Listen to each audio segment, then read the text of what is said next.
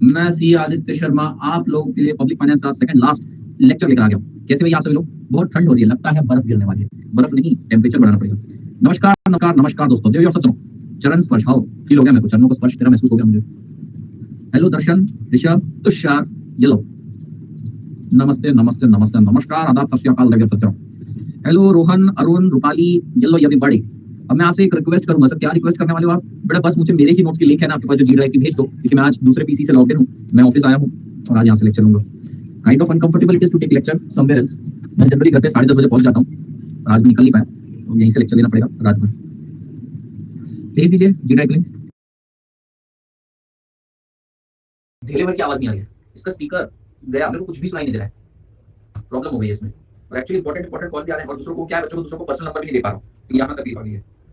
Link दे दो ना मुझे कोई।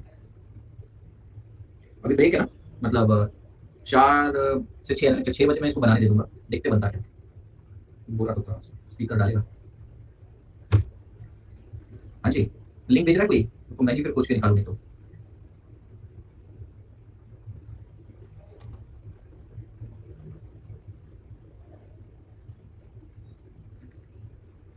ऋषभ यहाँ नहीं बेटा, यहाँ पे, इधर भेज, इधर इधर पेस्ट कर, डाउट सेक्शन में पेस्ट हो जाती है, ताकि मैं क्लिक कर पाऊँ। Thank you.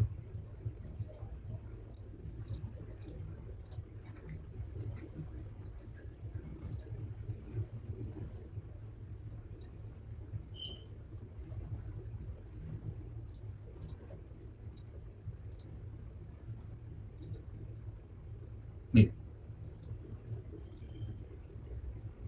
ओके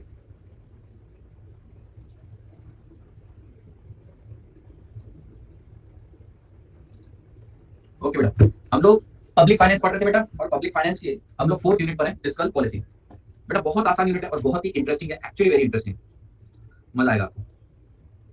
ठीक है जी। तो भैया फिस्कल पॉलिसी, थोड़ा सा आज अपने पास पेन टैब है तो लिखने में थोड़ी तकलीफ हो सकती है। तो भैया फिस्कल पॉलिसी, ये क्या कलर है? फिस्कल पॉलिसी, बेटा फिस्कल पॉलिसी का मतलब होता है policy of government for the people. बेटा गवर्नमेंट की पॉलिसी जनता के लिए, उसे बोला जाता है फिस्कल पॉलिसी। क्या आपको बात समझ में? सो फिस्कल पॉलिसी में मेनली हम चर्चा करने वाले हैं जीएसटीबी की। सर जीएसटीबी मतलब क्या? गवर्नमेंट स्पेंडिंग, टैक्सेशन और बोरिंग। बेटा सरकार इन 3 टूल्स का इस्तेमाल करती है, government spending, taxation and boring. तो अगर पूछा जाए फिस्कल पॉलिसी के मुख्य एलिमेंट कौन से होते हैं, तो ये है सर। इसके थ्रू वो क्या इंपैक्ट लाना चाहते हैं? इसके थ्रू वो डीओ को बदलना चाहते हैं। डीओ मतलब demand, employment and output. So beta fiscal policy are the policy tools used by the government for the people whereby they change GSTB, government spending, taxation and boring को impact डालते हैं, उससे आपका DEO, demand, employment and output affect हो जाता है। समझ गए? मतलब बेटा डिमांड, एम्प्लॉयमेंट और आउटपुट को अफेक्ट करने के लिए, अपने अनुसार चेंज करने के लिए गवर्नमेंट जीएसटीबी का इस्तेमाल करती है, and it is nothing but called as fiscal policy. So पढ़िए, fiscal policy involve use of GS, government spending, taxation and borrowing. क्या करते हैं सर? ये गवर्नमेंट स्पेंडिंग, टैक्सेशन और बोरिंग को चेंज करते हैं, जिसके थ्रू डीईओ पे इंपैक्ट आता है। Influence both the pattern of economic activity, level of aggregate demand, output, and employment (DEO). It includes any design on the part of government to change the price level, composition, or timing of government expenditure, or to alter the burden structure or frequency of tax payment. बेटा ये बकवास है, इतना ही आपको बोलना है। Fiscal policy means the policy tool used by the government, such as government spending, taxation, and borrowing, to influence aggregate demand, employment, and output. This is your fiscal policy. बोलो यहाँ तक समझा?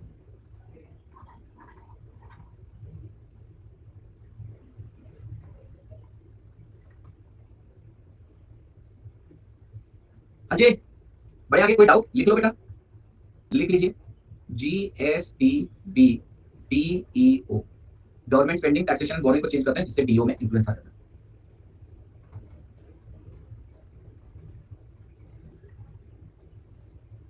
डन है जी, डन है।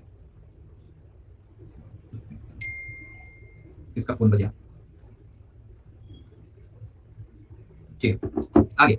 Sir आप ये बताइए, हम तो समझ गए फिस्कल पॉलिसी जीएसटीवी से डीओ पे इंपैक्ट डालते हैं, फिस्कल पॉलिसी की डेफिनेशन। पर सर ऑब्जेक्टिव क्या है फिस्कल पॉलिसी का? The objective of fiscal policy is achievement and maintenance of full employment, maintenance of price stability, inflation, acceleration of rate of economic development, equitable distribution of wealth and income.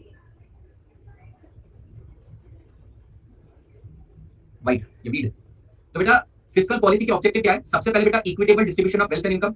I stands for बेटा to control price stability, that is inflation. E stands for बेटा achieve full employment and accelerate the economic development.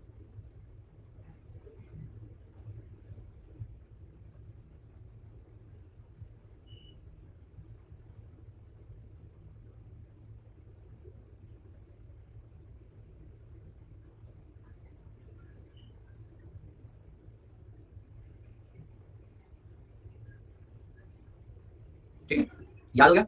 तो बेटा मुझे बताइए कि fiscal policy में fiscal policy में क्या होता है? फिस्कल पॉलिसी में government GSTB, government spending taxation और बोरिंग को अल्टर करती है ताकि डीईओ, डिमांड, एम्प्लॉयमेंट और आउटपुट पे इम्पैक्ट है। ऑब्जेक्टिव क्या है? डब्ल्यूआईईडी, ठीक है? डब्ल्यू मतलब equitable distribution of wealth and income, I stands for बेटा price stability that is inflation control, achieve full employment and accelerate economic development.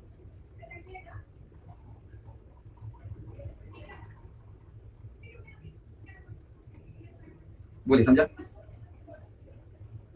Okay, बुरा इम्पैक्ट या अच्छा इम्पैक्ट? देख वैसे कर तो दोनों सकते हैं, पर तू ही बता क्या करेंगे? कर तो दोनों सकते हैं, गिरा भी सकते हैं, बढ़ा भी सकते हैं। वो दिखाएंगे यहाँ पर, देख हम दोनों साइड इम्पैक्ट डालेंगे। जरा ध्यान देना, ये एरोस क्या दिखा दे, अपोजिट साइड इम्पैक्ट, दोनों इम्पैक्ट। यहाँ पर भी देखिएगा बेटा, इन्फ्लेशन रिसेशन दोनों टाइम लिए जाने वाले एक्शन, यानी कि हम कुछ भी कर सकते हैं, पर ऑफकोर्स हम अच्छा ही करने की कोशिश करेंगे।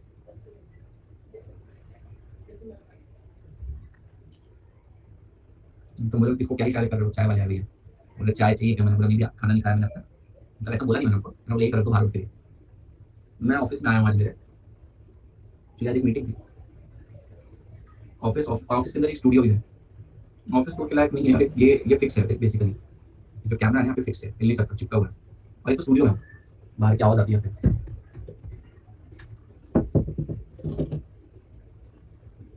बढ़िया आगे। ओके ओके, अब बेटा ये कैसे किया जा सकता है? तो क्वेश्चन अराइजेस, सर हम समझ तो गए, आप जीएसटीवी की बात कर रहे हो और आप डीओ की बात कर रहे हो, ये तो भाई सत्य है, समझ गए हम सर। गवर्नमेंट स्पेंडिंग टैक्सेशन और बोरिंग इम्पैक्ट डालते हैं ताकि डीओ पे चेंज आ जाए। सर कैसे होता है? तो बेटा देखो, दो तरीके हैं, एक होता है ऑटोमेटिक स्टेबलाइजर और एक होता है डिस्क्रिशनरी फिस्कल। बेटा ऑटोमेटिक स्टेबलाइजर मतलब बेटा ऑटोमेटिकली सब कुछ एडजस्ट हो जाता है। सर एग्जांपल लेते हैं बेटा टैक्स का। बेटा जब लोगों के पास इकोनॉमी में ज्यादा पैसा रहता है, लोग क्या करते हैं सर? लोग इन्फ्लेशन क्रिएट करते हैं। इकोनॉमी में ज्यादा पैसा होने के कारण लोग क्या करते हैं? इन्फ्लेशन क्रिएट करते हैं। बट बेटा हमारा taxation system, progressive taxation system कैसा बना है कि आपकी इनकम ज्यादा रहेगी तो बेटा आपके ऊपर टैक्स भी ज्यादा रहेगा। और बेटा आपकी इनकम ज्यादा थी, इसलिए आप इन्फ्लेशन क्रिएट करते थे, तो आपके टैक्स भी ऑटोमेटिकली, सिस्टम ही ऐसा बना हुआ है कि ज्यादा टैक्स कलेक्ट हो जाता है। बेटा आपके पैसे लेकर हम आपकी परचेसिंग पावर कम करके इन्फ्लेशन कंट्रोल कर देते हैं। ऑन दी अदर हैंड, अगर आपके पास पैसे नहीं है बेटा, आपको लॉसेस हो रहे हैं, तो गवर्नमेंट या तो रिफंड या तो सब्सिडीज देती है, अलाउंसेस देती है बेटा। मतलब ये सब ऑटोमेटिकली चलता है। मान ले रोहन की इनकम कम है, तो उसको बेटा लोअर टैक्स लगेगा ऑटोमेटिकली, या फिर टैक्स रिफंड भी आ जाएंगे। तो बेटा गवर्नमेंट क्या करती है? गवर्नमेंट ऑटोमेटिकली कुछ ऐसे स्टेबलाइजर बना के रखते हैं, जिसमें से एक था टैक्सेशन। समझ रहे बेटा?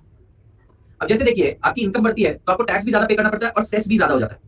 इनकम कम होती है तो बेटा टैक्स भी कम हो जाता है, सेस भी कम हो जाता है, और बेटा साथ ही साथ कई बार तो रिफंड भी आने लगता है। तो बेटा क्या ये ऑटोमेटिकली हो जाता है? गवर्नमेंट को एक एक के लिए कुछ करने की जरूरत नहीं, टैक्स स्ट्रक्चर बना रखा है, you just have to put your income and everything will be done automatically. So बेटा नॉन डिस्क्रिशनरी यानी ऑटोमेटिक स्टेबलाइजर मतलब क्या है? इकोनॉमी के अंदर हमने कुछ ऐसे मैकेनिज्म बना रखे हैं, these are the built in mechanism in your economy, जिसके थ्रू बेटा ऑटोमेटिकली सब कुछ एडजस्ट हो जाता है। मतलब अगर बहुत ज्यादा इन्फ्लेशन हो रहा है तो उसे कॉन्ट्रैक्ट कर देते हैं, अगर रिसेशन हो रहा है तो बेटा अपलिफ्ट कर देते हैं इकोनॉमी। समझा? लेकिन बेटा हर बार ये ऑटोमेटिक स्टेबलाइजर वर्क नहीं करते और गवर्नमेंट को मार्केट में इंटरवीन करना पड़ता है अपने पॉलिसी एक्शन के थ्रू डायरेक्ट। मतलब हमारी पूरी की पूरी इकोनॉमी के अंदर बेटा ऐसा कोई भी automatic stabiliser, non discretionary fiscal ऐसा नहीं था बेटा, जिसके थ्रू कोविड के टाइम में डील कर सकते थे। तो गवर्नमेंट ने क्या किया? स्पेशल राहत पैकेज लेकर आई बेटा। गवर्नमेंट ने क्या किया? स्पेशल स्कीम वगैरह लेकर आई। बैंक्स को बोला गया कि मोरेटोरियम पीरियड, तो भैया ये 4-6 महीने तक इंटरेस्ट आपको नहीं पे करने वाले। तो ये हमारी इकोनॉमी के अंदर नहीं था, ये पॉलिसी एक्शन के थ्रू लाए गए हैं। समझे आप? तो नॉन डिस्क्रिशनरी मतलब सर, नॉन डिस्क्रिशनरी मतलब होता है ऑटोमेटिक स्टेबलाइजर। ये इकोनॉमी के अंदर बिल्ट इन ऐसे मैकेनिज्म बना के रखे हैं, जिसके थ्रू बेटा एक्सपांशन के दौरान आपको कॉन्ट्रैक्ट कर दिया जाता है, कॉन्ट्रैक्शन के दौरान आपको एक्सपांड कर दिया जाता है, इन्फ्लेशन के दौरान बेटा आपसे पैसा छीन लिया जाता है, और बेटा रिसेशन के टाइम आपको पैसा दिया जाता है। लेकिन जब बेटा नॉन डिस्क्रिशनरी फिस्कल यानी ऑटोमेटिक स्टेबलाइजर फेल होते हैं, तब डिस्क्रिशनरी फिस्कल लाया जाता है। ये जानबूझकर करेगा एक्शन है, ये ऑटोमेटिक नहीं है, ये डेलिब्रेट एक्शन है, इसलिए यहाँ पे वर्ड लिखा है डेलिब्रेट पॉलिसी एक्शन। क्या आपको मेरी बात समझ में आ गई? तो पढ़ते बेटा पहले नॉन डिस्क्रिशनरी, नॉन डिस्क्रिशनरी को ऑटोमेटिक लिखा जाता है।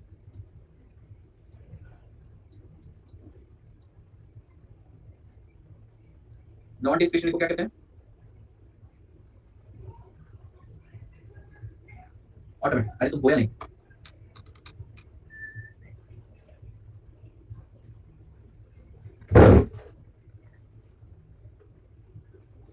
बेटा बेटा पेन की नहीं घुमा दी मैंने।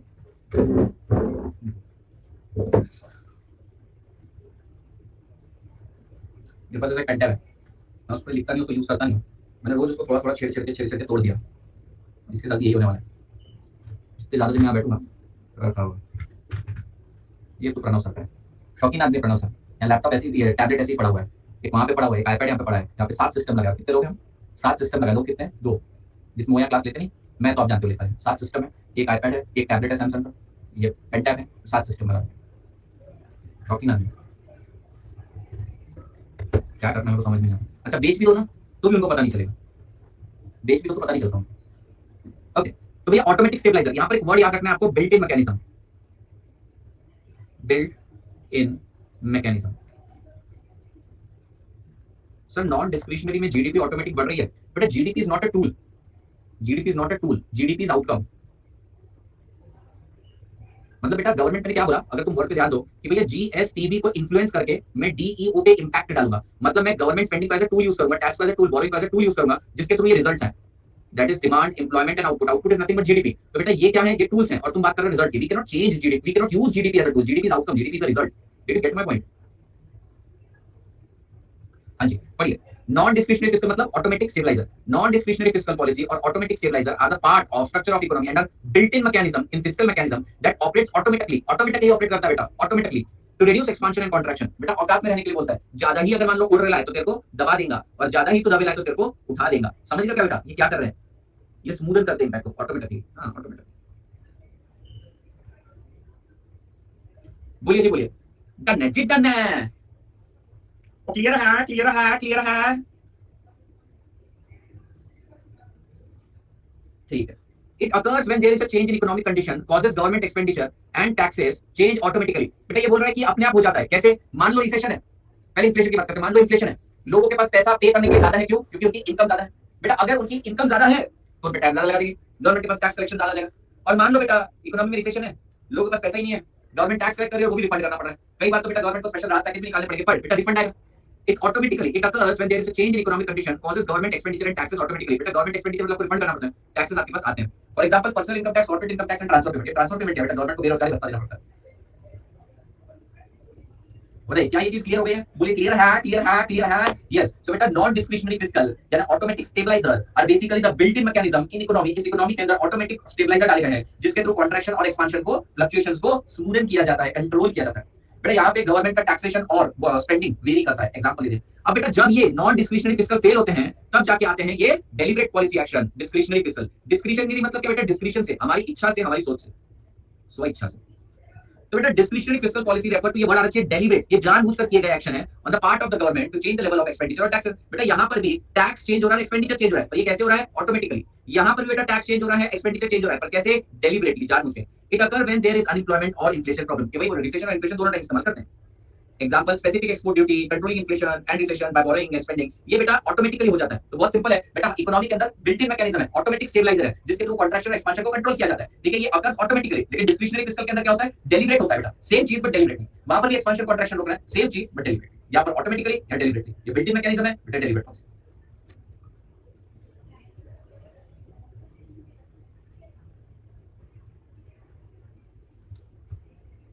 ये समझ गया? ये आ सकता है ऑटोमेटिक वर्सेस डिस्क्रिशनरी।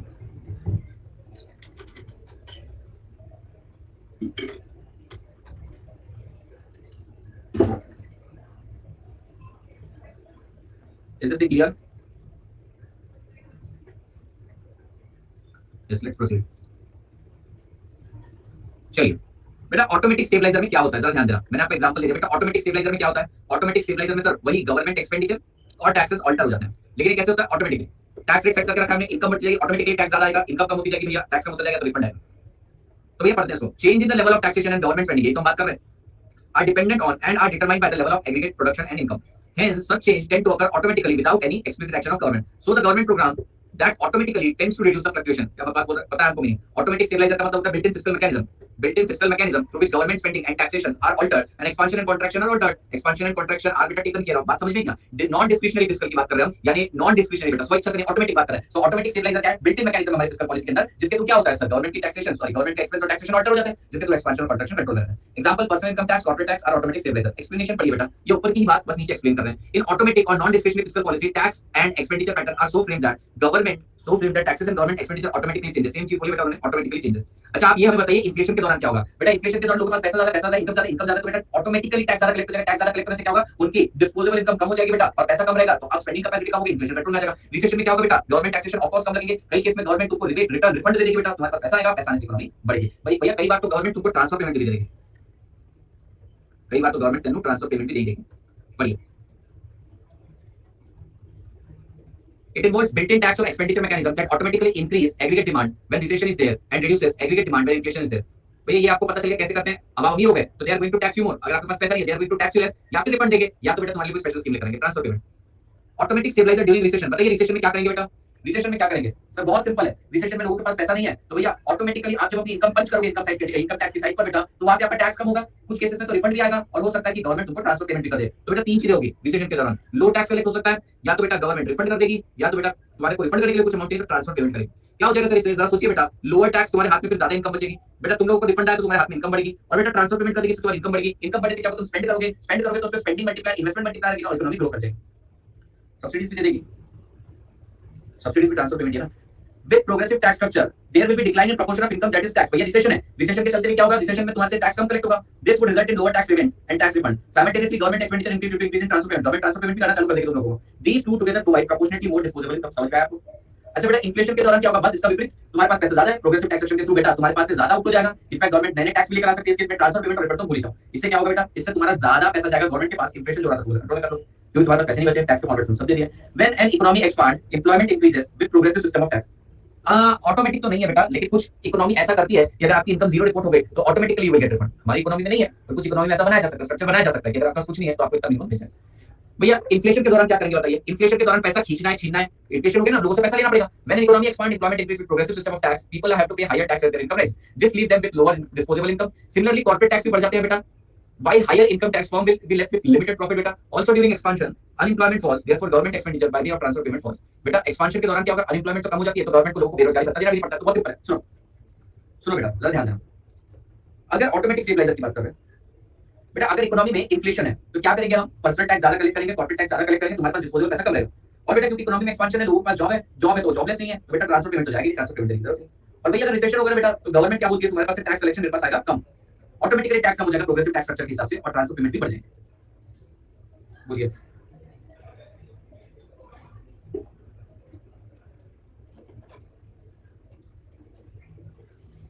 ऐसी पॉलिसी बनना चाहिए जिससे इनकम का मुझे ऑटोमेटिकली अकाउंट में मनी ट्रांसफर कर देना चाहिए। तो रिफंड तो कर देती है ना गवर्नमेंट, रिफंड तो कर देती है, मतलब कुछ नहीं करो तो भी फिर बेटा सोशलिस्ट इकोनॉमी नॉर्थ कोरिया।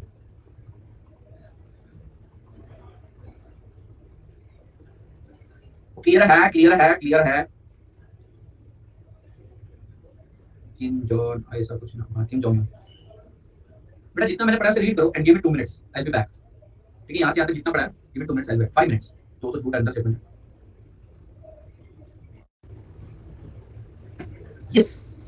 हाँ सब ऑटो है, नहीं तो इन्फ्लेशन होगा। ठीक है, अपन एक बार इसको रिपीट कर लेते हैं अगर किसी को कोई डाउट होगा। बेटा आइए हमने स्टार्ट किया बेटा फिस्कल पॉलिसी। फिस्कल पॉलिसी का मतलब क्या होता है, गवर्नमेंट की पॉलिसी जनता के लिए जो बनाई गई है, जनता के लिए बनाई गई है। भैया क्या करती है गवर्नमेंट, गवर्नमेंट इसमें जीएसटीवी गवर्नमेंट स्पेंडिंग टैक्सेशन और बोरिंग पे इंपैक्ट डालती है ताकि इनका डीईओ में बदलाव आए, डिमांड एम्प्लॉयमेंट और आउटपुट में। बेटा इसके ऑब्जेक्टिव क्या है, डब्ल्यूआईईडी, डब्ल्यू से क्या है भैया, to ensure equitable income, equitable distribution of wealth and income. I stands for बेटा to maintain price stability that is inflation control. E stands for to achieve full employment and D stands for बेटा, D का मतलब क्या है, accelerate the level of economic growth या economic development, उसको accelerated rate से बनाना। ये करने के दो माध्यम है बेटा। सबसे पहला है बेटा non discretionary fiscal and discretionary fiscal. Non discretionary fiscal मतलब ऑटोमेटिक स्टेबलाइजर बनाए जाते हैं। पहले हम नॉन डिस्क्रिशनरी यानी ऑटोमेटिक पढ़ लेंगे और फिर बाद में पूरे चैप्टर में डिस्क्रिशनरी डिस्क्रिशनरी। तो नॉन डिस्क्रिशनरी में क्या होता है बेटा, इकोनॉमी के अंदर बिल्ट इन मैकेनिज्म रहता है, मतलब इकोनॉमी है ये हमारी, इसके अंदर ऐसे बेटा बिल्ट इन स्ट्रक्चर बनाए जाते हैं जिसके थ्रू ऑटोमेटिकली लोगों की इनकम आने पर बेटा उनका नेट डिस्पोजेबल इनकम चेंज हो जाता है। तो भैया हम क्या बोलते हैं, this is the built in mechanism. ये इकोनॉमी में स्थापित किया गया बिल्ट इन मैकेनिज्म है जिसके थ्रू बेटा, जिसके थ्रू कॉन्ट्रैक्शन एंड एक्सपांशन को कंट्रोल किया जाता है। बेसिकली बेटा इसके अंदर टैक्स और गवर्नमेंट स्पेंडिंग ऑल्टर हो जाती है, वो भी ऑटोमेटिकली।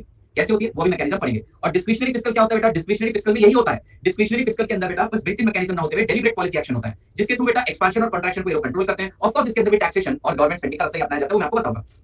अब बेटा बात करते हैं फिर से नॉन डिस्क्रिशनरी फिस्कल यानी ऑटोमेटिक स्टेबलाइजर्स के बारे में, ऑटोमेटिक बिल्ट इन मैकेनिज्म पर। क्या होता है बेटा नॉन डिस्क्रिशनरी फिस्कल यानी ऑटोमेटिक फिस्कल में क्या होता है, यहां पर ऑटोमेटिकली बिल्ट इन मैकेनिज्म रहते हैं through which government spending and taxation are altered, contraction and expansion को कंट्रोल किया जाता है, but this is done automatically. Personal income tax, corporate income tax और बेटा इसके अंदर ट्रांसफर पेमेंट एग्जांपल है। अब ये क्या करेंगे हम इन्फ्लेशन के time, since people are with more money, ये बिल्ट इन मैकेनिज्म ऐसा बना हुआ है कि ये लोगों को जिनके पास पैसा ज्यादा है, जो इन्फ्लेशन कॉज कर रहे हैं, उन लोगों के ऊपर टैक्स ज्यादा लग जाएगा ऑटोमेटिकली। ज्यादा टैक्स लगने से क्या हो जाएगा, नेट डिस्पोजेबल इनकम कम रहेगी। प्लस बेटा क्योंकि इन्फ्लेशन है, इकोनॉमी के अंदर एक्सपांशन चल रहा है, लोगों के पास जॉब है, गवर्नमेंट को अनएम्प्लॉयमेंट अलाउंस देने की जरूरत नहीं। बट रिवर्स सिचुएशन अगर आप देखेंगे कि अगर रिसेशन जैसी सिचुएशन आ जाती है, लोगों के पास पैसा कम है तो टैक्स कलेक्शन कम हो रहा है बेटा, और टैक्स कलेक्शन अगर गवर्नमेंट के पास कम हो रहा है, साथ ही साथ बेटा लोगों को रिफंड देना पड़ रहा है कुछ केसेस में, और बेटा बेरोजगारी भी बढ़ती जा रही है, तो अनएम्प्लॉयमेंट अलाउंस के केस में गवर्नमेंट की ट्रांसफर पेमेंट की स्पेंडिंग भी बढ़ जाती है। ये चीजें होती है।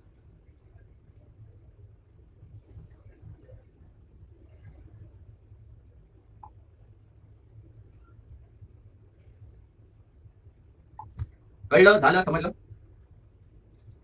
अब पढ़िए बेटा, समझ लो।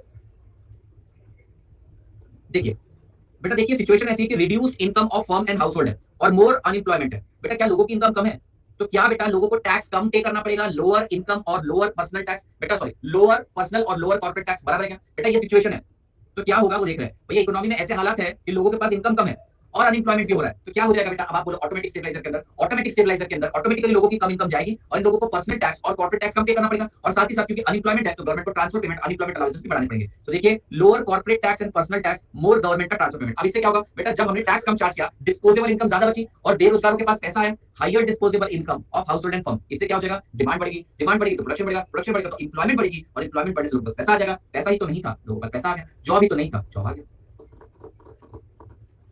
तो समझिए ऑटोमेटिक स्टेबलाइजर कैसे वर्क करता है। ऑटोमेटिक स्टेबलाइजर ऐसे वर्क करता है बेटा, हमारी कंट्री में ये ऑटोमेटिकली ट्रांसफर पेमेंट नहीं आते, बट बेटा दूसरी कंट्री में ऑटोमेटिकली ट्रांसफर पेमेंट आ जाते हैं। अगर आपकी इनकम नहीं है, आपको रिटर्न फाइल करना है वहां पे और बेटा आप लोगों को ट्रांसफर पेमेंट आ जाते हैं। तो मान लीजिए इकोनॉमी में बेटा पैसा नहीं है, लोगों की इनकम कम हो गई है और साथ ही साथ बेरोजगारी है, तो बेटा लोगों की इनकम कम हुई तो ऑटोमेटिकली टैक्स कम पे करना पड़ेगा, इनकम टैक्स भी और कॉर्पोरेट टैक्स भी। टैक्स कम पे करना पड़ेगा तो बेटा इनकी डिस्पोजेबल इनकम खर्च करनी होगी, इनकम ज्यादा बचेगी। दूसरी तरफ बेटा अनएम्प्लॉयमेंट हो रहा है तो गवर्नमेंट ट्रांसफर पेमेंट देगी, ट्रांसफर पेमेंट देने के कारण इनके पास क्या हो जाएगा? पैसा आ जाएगा। अब बेटा जो डिमांड नहीं थी, प्रोडक्शन नहीं था, इंप्लॉयमेंट नहीं था, पैसा नहीं था, वो वापस इकोनॉमी में फ्लोइंग हो जाएगा। बोलिए समझा? नेक्स्ट, अब आप बेटा मेरे को इन्फ्लेशन के दौरान कहानी बताइए।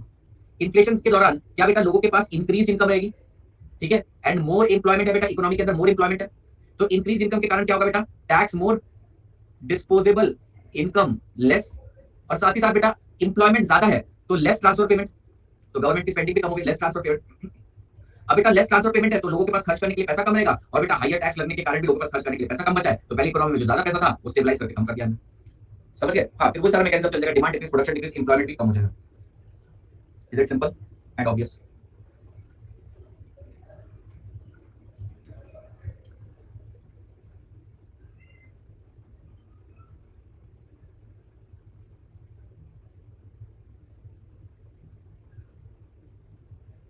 समझा?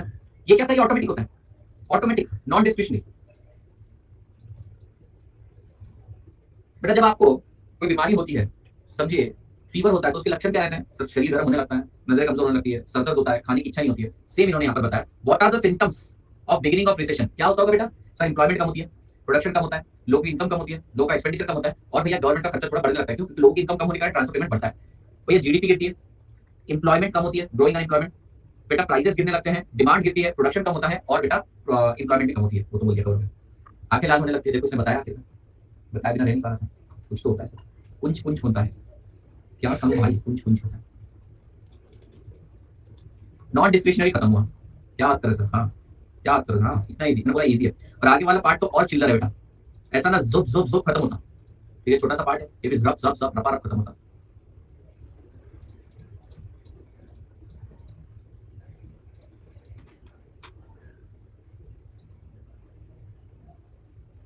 बोलिए जी बोलिए, क्या ये चीज क्लियर है? क्लियर है? क्लियर है?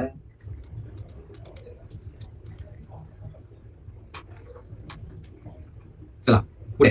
अब बेटा डिस्क्रिशनरी, डिस्क्रिशनरी मतलब बेटा deliberate policy action on part of government, government द्वारा जब बेटा बिल्ट इन मैकेनिज्म फेल हो गया, ऑटो पायलट मोड फेल हो गया, तो आप क्या करते हैं? मैनुअल मोड के लिए आते चीजें। सिमिलरली बेटा डिस्क्रिशनरी फिस्कल पॉलिसी का मतलब होता है on purpose deliberate policy action on part of government. क्या करना चाहते हैं? बस वही करना चाहते हैं, डीओ पे इंपैक्ट डालना चाहते हैं, डिमांड इंप्लॉयमेंट आउटपुट पे इंपैक्ट डालना चाहिए। डिस्क्रिशनरी फिस्कल मतलब जानबूझ के, discretionary fiscal policy are deliberate action taken by government to correct instability fluctuation in economy. Automatic stabiliser does not always sufficient to manage the instability. सही बात है बेटा, ऑटो पायलट पे कब तक जीवन चलाओगे?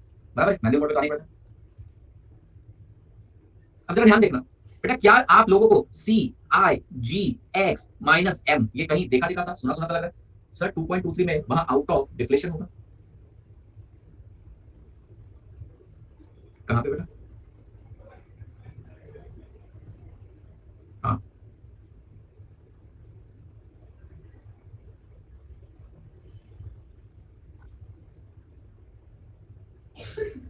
बोलिए जी बोलिए, समझ रहे सर?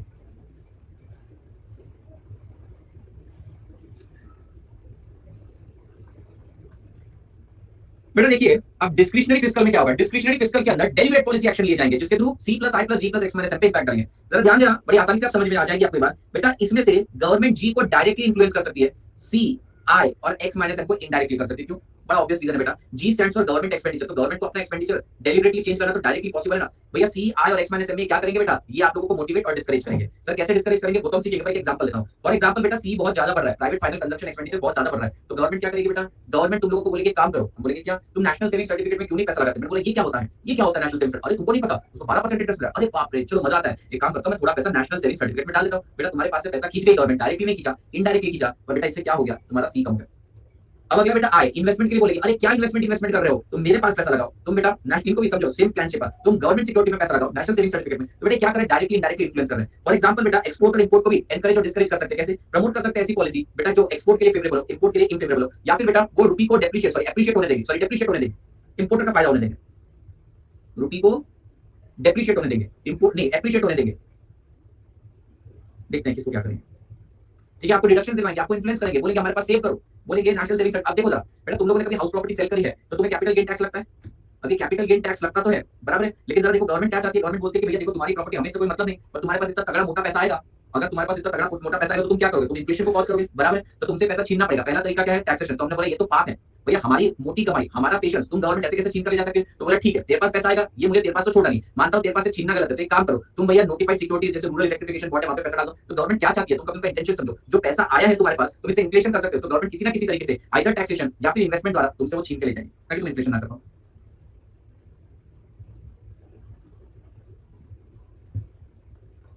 ठीक है, तो बेटा डिस्क्रिशनरी फिस्कल का मतलब क्या होता है, डिस्क्रिशनरी फिस्कल का मतलब होता है deliberate policy action on the part of the government, जानबूझ के किया जाता है। Discretionary fiscal seek to address GDP measure, यानी कि बेटा इसमें हम C I G X minus M को इंपैक्ट डालते हैं। Government can influence economic activity by controlling G directly and I C X minus M indirectly. ये तो बात भाई सत्य है।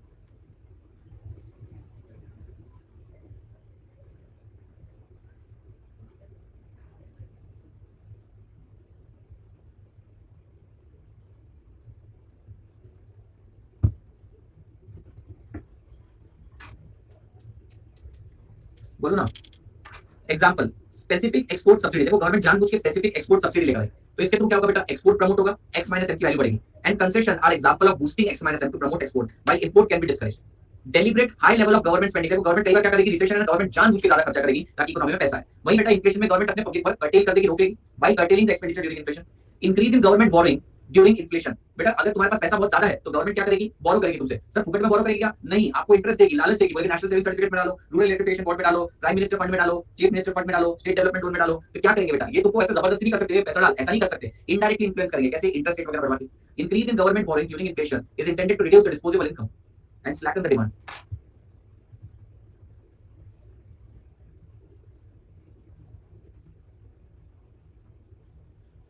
अभी क्या हुआ, एक इंसिडेंट सुनाता हूँ।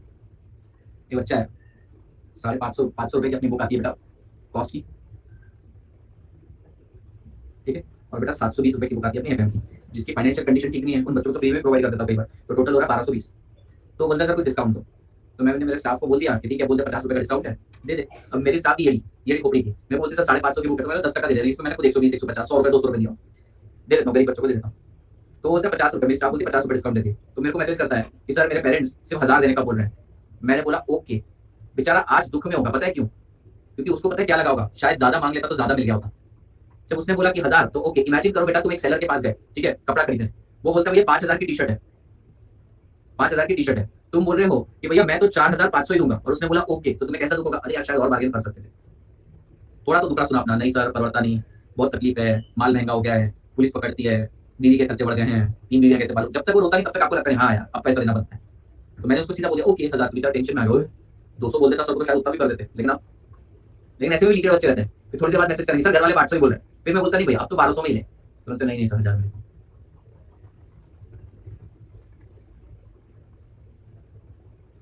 तीन बीवी इतनी कैसे, 3 बीवी इतनी कैसे, अब वो ऋषभ से पूछा करना भाई, तो हमसे क्या पूछता है, जिसकी प्रॉब्लम वो देखे, हमें क्या पता। बेटा तुम्हें समझ में आया कि डिस्क्रिशनरी फिस्कल का मतलब, सर डिस्क्रिशनरी फिस्कल का मतलब होता है deliberate policy action on part of government to control contraction and expansion. यहाँ पे क्या होगा, गवर्नमेंट स्पेंडिंग, टैक्सेशन और बोरिंग पे इंपैक्ट डालेंगे। एक चीज याद रखना बेटा, यहाँ पे C plus I plus G plus X minus M पे इंपैक्ट डालते हैं। सी है private final consumption expenditure, I investment expenditure, X minus M net export. बेटा इन पे इनडायरेक्टली इंपैक्ट डाला जा सकता है और इस पे डायरेक्टली इंपैक्ट डाल सकते हैं। आपको बात समझ में, ठीक, चलिए अब भैया देखो कैसा इजी पार्ट स्टार्ट हो रहा है, जरा ध्यान देना।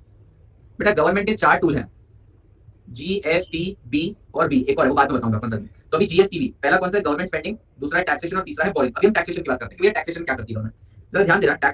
Taxation policy are effective tool for establishing stability, tax determine the size of disposable income. क्या ये बात सत्य है? होल्ड करना फोन है किसी का।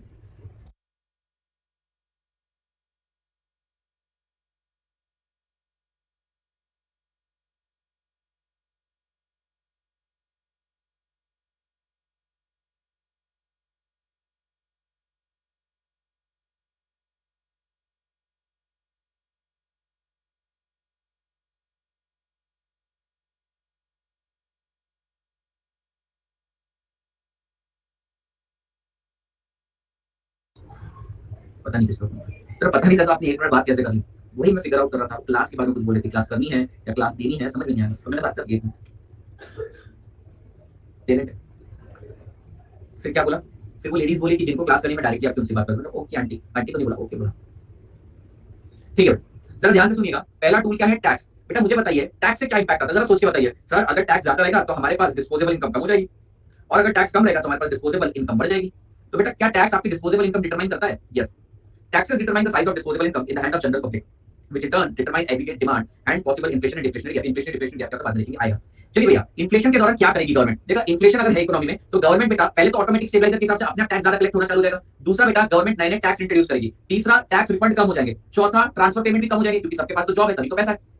तो इससे क्या होगा बेटा, गवर्नमेंट जब टैक्स लगाएगी, एडिशनल न्यू टैक्स इंट्रोड्यूस करेगी, एक्जिस्टिंग टैक्स के रेट बढ़ा देगी, नए टैक्स आ जाएंगे, टैक्स रिफंड कम हो जाएंगे, ट्रांसफर पेमेंट कम हो जाएंगे, तो क्या लोगों के पास पैसा कम हो जाएगा? पैसा कम, डिमांड कम, प्रोडक्शन कम, इन्फ्लेशन कंट्रोल।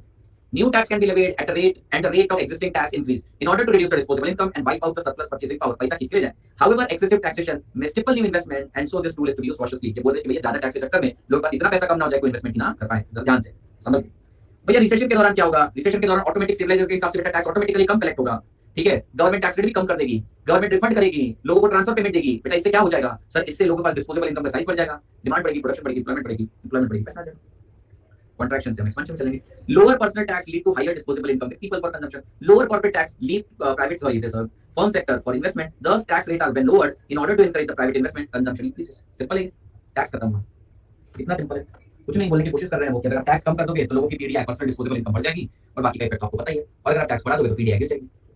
अच्छा नेक्स्ट है गवर्नमेंट स्पेंडिंग। बेटा गवर्नमेंट स्पेंडिंग मतलब क्या जी? तो भैया देखिए गवर्नमेंट क्या करेगी, इन्फ्लेशन के दौरान क्या करेगी, गवर्नमेंट अपने एक्सपेंडिचर कर्टेल कर लेगी। गवर्नमेंट अपने एक्सपेंडिचर कर्टेल कर लेगी तो लोगों के पास पैसा कम आएगा, पैसा कम आएगा तो बेटा बाकी की चेन रिएक्शन आपको पता है। और बेटा अगर गवर्नमेंट अपनी स्पेंडिंग बढ़ा देगी तो ये कब करेगी गवर्नमेंट? रिसेशन के दौरान। रिसेशन के दौरान जब गवर्नमेंट अपनी स्पेंडिंग बढ़ा देगी लोगों के पास पीडीआई पर्सनल डिस्पोजेबल इनकम ज्यादा आएगी, और बेटा जैसे लोगों के पास डिस्पोजेबल इनकम ज्यादा आएगी तो लोग क्या करेंगे? डिमांड, डिमांड के बाद होगा प्रोडक्शन, प्रोडक्शन के बाद आएगा एम्प्लॉयमेंट, और एम्प्लॉयमेंट से आएगी इनकम। सिंपल है। गवर्नमेंट एक्सपेंडिचर में भी divided into two part, current expenditure and capital expenditure. Current expenditure मतलब डे टू डे मीट करने के लिए। Capital expenditure which are in the form of investment and transfer payment. During recession, government recession के दौरान क्या करेगी बेटा? देखिए रिसेशन के दौरान लोगों के पास पैसा पहुंचाना है तो गवर्नमेंट क्या करेगी? स्पेंडिंग करेगी। गवर्नमेंट हर टाइप की स्पेंडिंग करेगी बेटा, करंट एक्सपेंडिचर भी करेगी बेटा, लोगों को इनकम देना चालू करेगी। गवर्नमेंट कैपिटल एक्सपेंडिचर भी करेगी, बड़े बड़े डैम, ब्रिज, रोड वगैरह बनवाएगी। इससे क्या होगा? नेशनल इनकम भी बढ़ेगी, लोगों के पास पैसा भी आएगा, और पैसा आने से क्या होगा? आगे आपको पता है, demand, production, then employment income. It may initiate fresh wave of public work such as construction of road, irrigation facilities, sanitary work, port, electrification of new area. Government expenditure involve employment of labor as well as purchase of multitude of goods and services. This expenditure directly generate income to the labor and suppliers of material. Apart from the direct impact, इसके अलावा एक और impact हो रहा है। कौन सा impact हो रहा है? Investment multiplier. Investment multiplier क्या बोलता है? Small change in investment leads to proportionately larger change in your national income. ये बोल रहे ये तो डायरेक्ट इम्पैक्ट हो रहा है कि गवर्नमेंट के खर्चा करने से बेटा लोगों के पास पैसा आ रहा है, और पैसा आने से क्या हो रहा है बेटा? इकोनॉमी रिसेशन से बाहर जा रही है। लेकिन दूसरा इनडायरेक्ट इफेक्ट हो रहा है, कौन सा? Investment multiplier. इन्वेस्टमेंट मल्टीप्लायर का मैंने आपको मीनिंग बताया था चैप्टर नंबर 1 में, मतलब small change in investment will bring proportionately larger change in your national income. Apart from the direct effect there is also indirect effect in the form of multiplier. बोलिए समझा?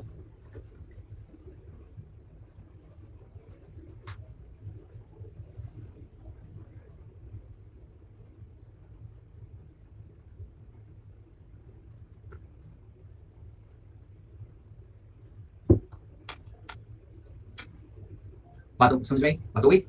बात हो गई clear? Okay. Recession, अच्छा inflation के दौरान क्या करेंगे सर? इन्फ्लेशन के दौरान लोगों से पैसा खींचना है, या फिर लोगों के पास पैसा जाने नहीं दे रहा है, तो गवर्नमेंट क्या करेगी बेटा? एक्सपेंडिचर नहीं करेगी, गवर्नमेंट एक्सपेंडिचर नहीं करेगी, करंट एक्सपेंडिचर भी नहीं करेगी, ज्यादा कम करेगी, थोड़े बहुत ही करेगी, और कैपिटल एक्सपेंडिचर तो भूल जाओ, ट्रांसफर पेमेंट तो देनी है वाली तुम्हारे पास पैसा। इससे क्या होगा बेटा? इकोनॉमी के अंदर बेटा पैसा नहीं फ्लो होगा, और इकोनॉमी में पैसा फ्लो नहीं होगा तो क्या होगा? जो इन्फ्लेशन हो गया वो कंट्रोल में आ जाएगा। दूसरी बात, इन्वेस्टमेंट मल्टीप्लायर भी अननेसेसरी नेशनल इनकम जरूरत से ज्यादा बढ़ रहा है। सिंपल है बेटा ये सब, ठीक है। During expansion, that is inflation phase, government reduces its spending by deferring or avoiding public work, reducing further employment in government institution, etc. Reduction in labor income and government purchase help to eliminate aggregate demand. क्या बोल रहे हैं बेटा? हम खर्चा करना ही बंद कर देंगे तो इकोनॉमी में पैसे नहीं जाएगा, और पैसे नहीं जाएगा तो inflation will be under control. बेटा देखिए गवर्नमेंट एक्सपेंडिचर दो टाइप के होते हैं, एक होता है पंप प्राइमिंग और एक होता है कंपेंसेटरी स्पेंडिंग। पंप प्राइमिंग क्या बोलता है? पंप प्राइमिंग का ये कहना बनता है कि भैया गवर्नमेंट तब खर्चा करती है when private sector fall short of investment.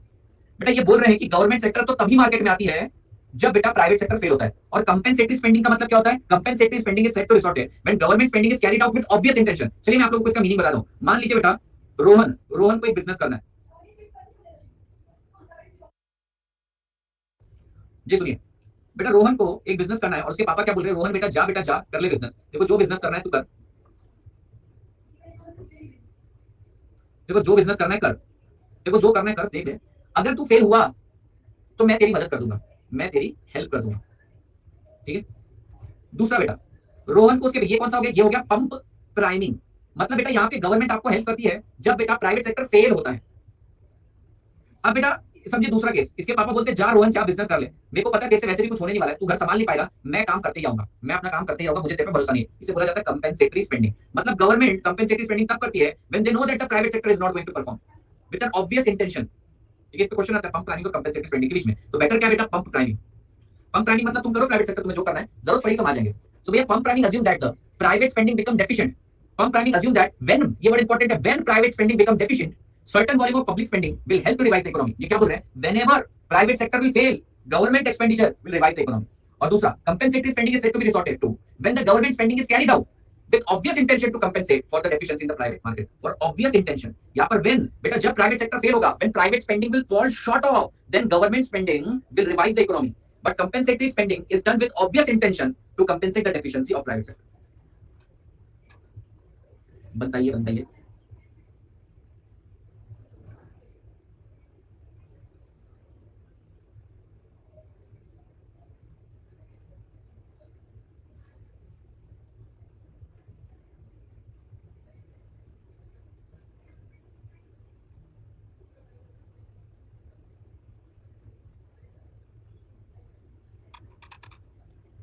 समझा?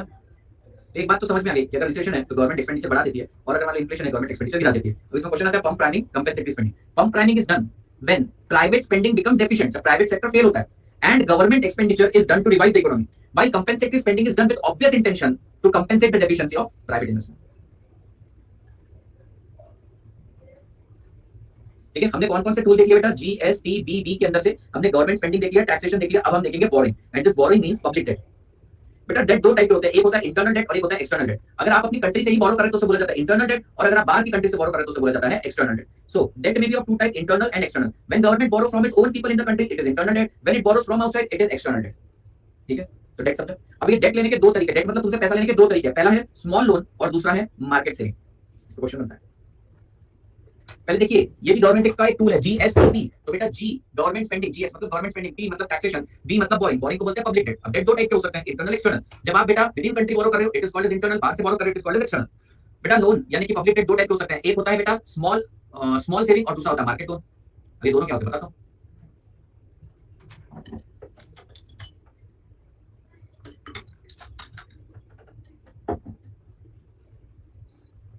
ठीक है, तो भैया पहला है मार्केट लोन। मार्केट लोन में क्या होता है? मार्केट लोन में बेटा गवर्नमेंट सिक्योरिटीज का ट्रेडिंग करती है। ठीक है, तो देखिए मार्केट लोन में क्या होता है बेटा? जीसेक का ट्रांजैक्शन होता है। मान लीजिए इकोनॉमी में इन्फ्लेशन है, मान लीजिए इकोनॉमी में इन्फ्लेशन है, तो गवर्नमेंट क्या करेगी बेटा? गवर्नमेंट इस गवर्नमेंट सिक्योरिटी को बहुत ज्यादा अट्रैक्टिव बना देगी। आप बोलेंगे अट्रैक्टिव बनाने से क्या मतलब? अट्रैक्टिव बनाना मतलब इस पे इंटरेस्ट ज्यादा देगी। अच्छा सर क्या होगा ज्यादा इंटरेस्ट देने से? लोगों को लालच मन में जागेगा कि चलो अपन गवर्नमेंट सिक्योरिटीज बाय करते हैं, and once they start buying the government security their liquidity goes to the government. और गवर्नमेंट ये तो चाहती थी इन्फ्लेशन के दौरान लिक्विडिटी को कंट्रोल करना। और मान लो in case of tight liquidity government इन जी से गवर्नमेंट सिक्योरिटी को बोलेगी कि आप रिडीम कर लो, रिडम्पशन से क्या हो जाएगा? लोगों के पास पैसा हो जाएगा। टी बिल जी से। In case of market loan, the government issued treasury bill or GSEC, government security of varying denomination and duration, which are traded in net market for financing capital project. Long-term capital bonds are floated, and for meeting short-term T-bills। तो देखो ये piece of information मिली हमको, भैया short term के लिए T-bills होते हैं और long term के लिए long term bond होता है। ठीक है, तो ये समझा कि दोनों गवर्नमेंट सिक्योरिटीज हैं, दोनों बेटा गवर्नमेंट की सिक्योरिटीज ही हैं। मार्केट लोन के अंदर यहाँ पर गवर्नमेंट क्या करती है? Treasury bill government securities issue करती है। लॉन्ग टर्म के लिए इसको क्या बोलते हैं बेटा? इसको बोलते हैं लॉन्ग टर्म कैपिटल बॉन्ड, और शॉर्ट टर्म वाले को बोलते हैं टी बिल्स, ट्रेजरी बिल्स। अच्छा स्मॉल सेविंग्स मतलब क्या होता है बेटा? ये जो आप national saving certificate, rural electrification bond, ये सारी चीजें क्या है बेटा? ये गवर्नमेंट तुमसे बोरो ही तो कर रही है, डेट ही तो ले रही है एक तरह से, पर किस नाम से? तुम्हें बोलती है इन्वेस्ट करो। Yes, like sovereign gold bond. Small saving represent public borrowing which are not negotiable and are not brought and sold in the market in India various type of schemes are introduced for mobilizing savings। देखो government बहुत जाल बिछा कर रखा है। अभी government क्या करेगी? पब्लिक डेट का सहारा लेगी। पब्लिक डेट में क्या आता है बेटा, लोन आता है, internal debt, external debt. Internal अपने देशवासियों से लेना, एक्सटर्नल होता है बाहर से लेना। अब बेटा इसमें भी दो टाइप होता है, एक होता है मार्केट लोन। मार्केट लोन किसके लिए होता है, ट्रेडर, इन्वेस्टमेंट और फॉर्म्स के लिए, ट्रेडर, इन्वेस्टर्स और फॉर्म के लिए। चलो इनके पास ज्यादा पैसा रहता है, ये लोग क्या करते हैं, इसके अंदर इन्वेस्ट करते हैं लॉन्ग टर्म कैपिटल बॉन्ड के अंदर या ट्रेजरी बिल के अंदर। लेकिन बेटा पैसा तो छोटे छोटे लोगों के पास, हाउसहोल्ड सेक्टर के पास भी है, जो ट्रेजरी बिल बाय नहीं करना चाहते हैं, जो कैपिटल बॉन्ड बाय नहीं करना चाहते, तो इनके पास से पैसा कैसे है, तो इनके लिए हमने छोटी छोटी स्कीम बनाई, स्मॉल सेविंग्स करके, इसे बोलते हैं national saving certificate, national development certificate, तुमसे सेविंग करवा लेंगे। अब आप बताइए इन्फ्लेशन के दौरान क्या करेंगे बेटा, इन्फ्लेशन के दौरान ये बाय करना चालू कर देंगे, सॉरी इन्फ्लेशन के दौरान बेटा ये अपनी सिक्योरिटी सेल करना चालू कर देंगे, गवर्नमेंट अपनी सिक्योरिटी बेचना चालू कर देगा। बेचने से क्या होगा, लोगों का पैसा हमारे पास आ जाएगा। बोरिंग, इन्फ्लेशन के दौरान क्या करते हैं, बोरो करेंगे। Action during inflation, borrowing from public through sale of bond and securities. Recession के दौरान क्या होगा, रीपेमेंट कर देंगे। अब आप लीजिए बेटा, 2-5 मिनट का ब्रेक में ये बैठा, मैं नहीं जा रहा, आपको जो डाउट है आप मुझसे पूछ सकते हैं बेटा। इसके ऊपर क्वेश्चन बहुत जेनरिक आते हैं, आपको सिर्फ एक्सप्लेनेशन देना, एक्सप्लेन करना मैकेनिज्म, इन्फ्लेशन में क्या होगा, रिसेशन में क्या होगा। अभी देखो हमारा आधे घंटे में कितना हो जाएगा, ये एक पार्ट हो जाएगा, ये एक पार्ट हो जाएगा।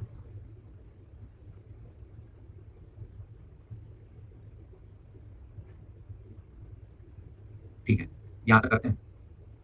No class, no class on Sunday and Monday को रखना है, मैं देखता हूँ एक बार, मेरे पास मैं तो है।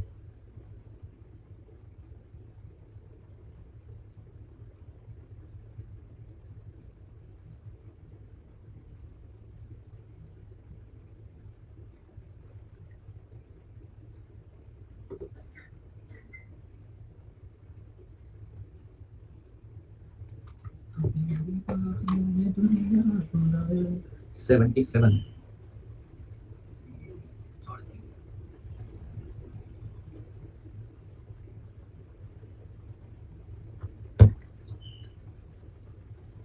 मंडे को क्लास है।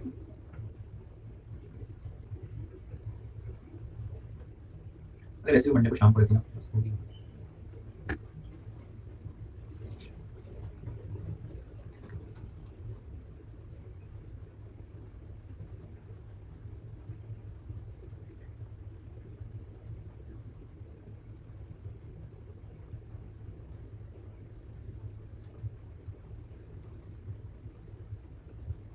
है, मंडे है।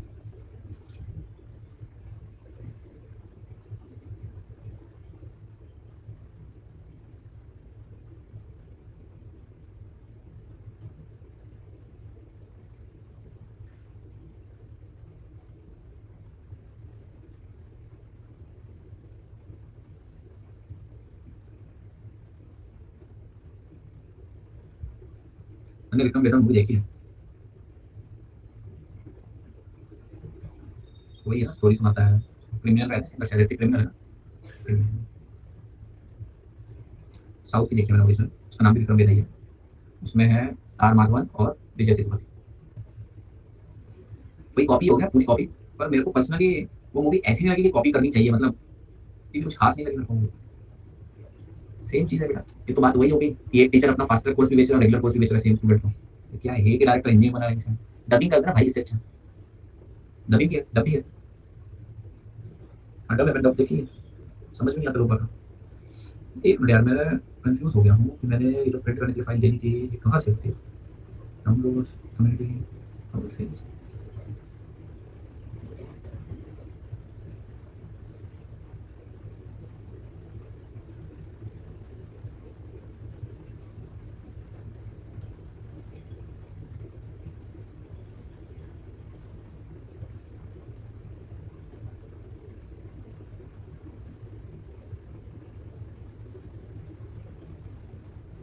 बढ़िया आगे। अच्छा बेटा, मैं आपको बार बार जीएसटी बी बोलता था, बेसिकली एक और डी है, GST B B, and that B is budget.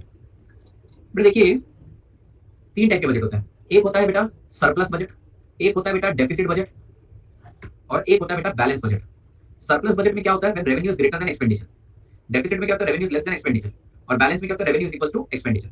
बराबर है, बराबर। अब जरा ध्यान से सुनना बेटा, इन्फ्लेशन के दौरान क्या होगा, जरा ध्यान से सोचना, सोचते हैं सर, अगर बहुत ज्यादा इन्फ्लेशन हो रहा है तो लोगों के पास पैसा है, पैसा है ना सर, तो गवर्नमेंट के पास टैक्स कलेक्शन यानी कि गवर्नमेंट का रेवेन्यू बढ़ता जाता है, और साथ ही साथ गवर्नमेंट को एक्सपेंडिचर भी कम करना पड़ता है, क्योंकि पहले ट्रांसफर पेमेंट कितना करना पड़ता था, तो वो भी करना पड़ रहा है।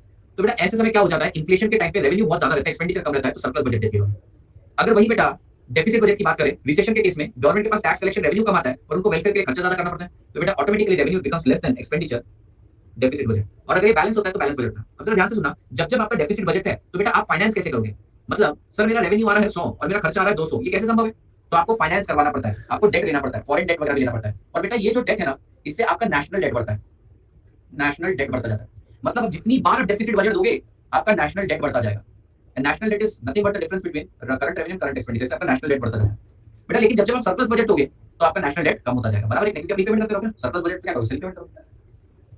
पढ़िए, budget, budget is the statement of revenue from tax and other sources, CR, and expenditure made by nation's government in a year. A government budget can be either balance, surplus और डेफिसिट। बैलेंस बजट में क्या होता है? R is equal to E। This budget has no net effect on aggregate demand since leakage is equal to buffer. अच्छा, recession के दौरान क्या होगा बेटा? रिसेशन के दौरान क्या होगा? रिसेशन के दौरान बेटा गवर्नमेंट के पास रेवेन्यू कम होता है, पैसा कम आता है, लेकिन गवर्नमेंट का एक्सपेंडिचर बहुत हाई रहता है, गवर्नमेंट का एक्सपेंडिचर बहुत हाई रहता है, बराबर है? रिसेशन के पास पैसा नहीं है, गवर्नमेंट के पास टैक्स कलेक्शन कम आ रहा है, वेलफेयर के खर्चा ज्यादा करना पड़ रहा है। तो बेटा ऐसे समय क्या हो रहा है? Revenue is less than expenditure, हम पेश करते हैं डेफिसिट बजट। रिसेशन में हमको डेफिसिट बजट देना पड़ता है। The government proposes a deficit budget. Deficit budget is where revenue is less than expenditure. This budget has a positive, हाँ ठीक है, पूरा लाइन पढ़ा मैंने। This budget has a positive net effect on aggregate demand. कैसे sir? Government deficit budget देती है, government बोलती है कि भैया my revenue is less than expenditure, अब मुझे खर्चा करना पड़ेगा, मुझको बोरो करना पड़ेगा, और गवर्नमेंट बोरो करेगी और वो पैसा वेलफेयर एक्टिविटी के लिए खर्च करेगी, इससे डिमांड बढ़ जाएगी।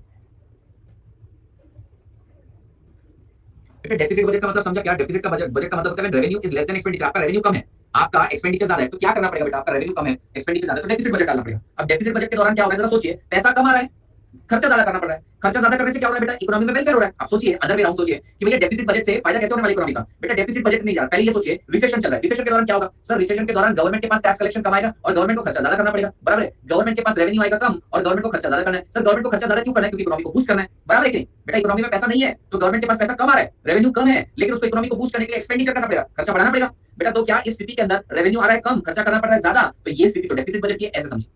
सो गवर्नमेंट प्रपोज करती है डेफिसिट बजट। डेफिसिट बजट बोलता है रेवेन्यू लेस देन एक्सपेंडिचर। भैया ये डेफिसिट बजट से क्या होता है? सर ये डेफिसिट बजट क्लियरली दिखा रहा है कि आपका एक्सपेंडिचर ज्यादा है, और आपने एक्सपेंडिचर ज्यादा क्यों किया? ताकि हमारी इकोनॉमी बूस्ट हो जाए। This budget has positive net effect on aggregate demand. Deficit budget में भी फाइनेंस। अच्छा सर अब ये पैसा लाएंगे कहां से? सर ये पैसा कहां से लाएंगे? ये जो डेफिसिट हो गया ना सर, खर्चा आपका कम है, सॉरी खर्चा ज्यादा है, रेवेन्यू कम है, तो भैया इसको पास्ट सेविंग से लेकर आएंगे, या तो इंटरनेशनल बॉन्ड, ठीक है, एक्सटर्नल डेट से फाइनेंस करवाएंगे, या तो करेंसी प्रिंट करेंगे। सो बेटा डेफिसिट बजट में भी finance through past saving, past surplus, India का स्टॉक बनी, गवर्नमेंट बोरिंग, बोरो करना पड़ेगा भैया, खर्च तो करना है, एक्सपेंडिचर करना है, तो या तो पास्ट एक्यूमुलेटेड से करेंगे, या तो बोरो करेंगे, या तो करेंसी प्रिंट करेंगे। अच्छा इन्फ्लेशन के दौरान क्या होगा? इन्फ्लेशन के दौरान गवर्नमेंट, लोगों के पास पैसा ज्यादा है, लोगों के पास पैसा ज्यादा है तो टैक्स ज्यादा पे करेंगे, तो क्या गवर्नमेंट के पास रेवेन्यू ज्यादा हो जाएगा कंपेयर टू एक्सपेंडिचर? और बेटा when revenue is greater then compare to expenditure, surplus budget आ जाता है। सरप्लस बजट से क्या होता है? आपका नेशनल डेट कम होता है। जब जब डेफिसिट बजट पेश करते हो बेटा, नेशन के ऊपर कर्ज बढ़ता जाता है। क्यों? क्योंकि भैया रेवेन्यू कम था, खर्चा ज्यादा करना था, तो कर्ज लेना ही पड़ेगा, बराबर है कि नहीं? नया नोट प्रिंट करके आरबीआई की लायबिलिटी बढ़ा देता है बेटा, नेशनल डेट बढ़ता जाता है। लेकिन जैसे सरप्लस बजट आता है हम पे ऑफ करना चालू कर देते हैं।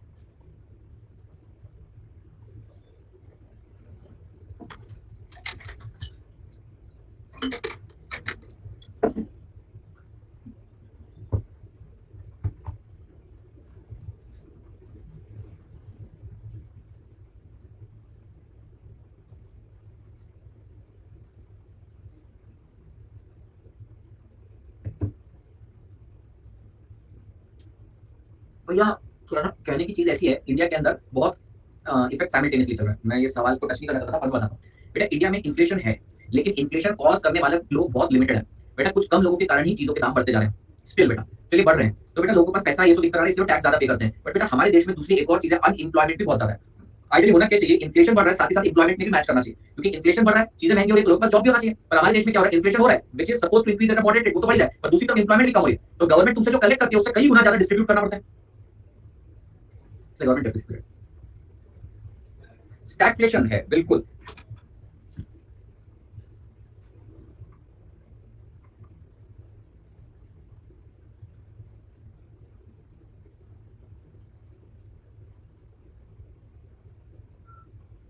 नेक्स्ट देखिए बेटा, नेशनल डेट। नेशनल डेट का मतलब क्या होता है? National debt is the difference between all past deficit and all past surplus. बेटा all past deficit let say आपके 1,00,000 करोड़ के हैं और ऑल पास्ट सरप्लस आपके 20,000 करोड़ के हैं, तो आपका नेशनल डेट कितना है? मतलब पुराने सारे कर्जे वर्सेस पुराने जितने सरप्लस, उसके बीच के डिफरेंस को बोलेंगे नेशनल डेट। जब जब आप डेफिसिट बजट लाओगे आपको और बोरो करना पड़ेगा, आपका नेशनल डेट बढ़ेगा, और सरप्लस बजट के कारण नेशनल डेट कम होगा। मैंने यहाँ तक जितना पढ़ा है आप पढ़ लीजिए, रिवाइज करिए, इसके आगे का नेक्स्ट लेक्चर में करेंगे 6:15 बजे हो जाएगा हमारा। उसको लगेगा आधा घंटा, उसको लगेगा आधा घंटा, उसको लगेगा आधा घंटा। समझ गए? कोई डाउट है तो आप मुझसे पूछिए। अगर एक काम करिए, अगर कोई डाउट नहीं भी है तो आप एक काम करिए, अभी हम कितने बजे मिलने वाले हैं? 6:15 बजे ना, तब तक एक बार वापस रीड कर लो, कोई डाउट होगा तो तब क्लियर कर लेंगे, बराबर है? मैं खाना नहीं खाया, मैं खाना खा था, तो इसलिए मैंने सोचा जल्दी छोड़। ठीक है बच्चों, आइए आप थोड़ी देर में आ जाइए, 6:15 बजे स्टार्ट करेंगे।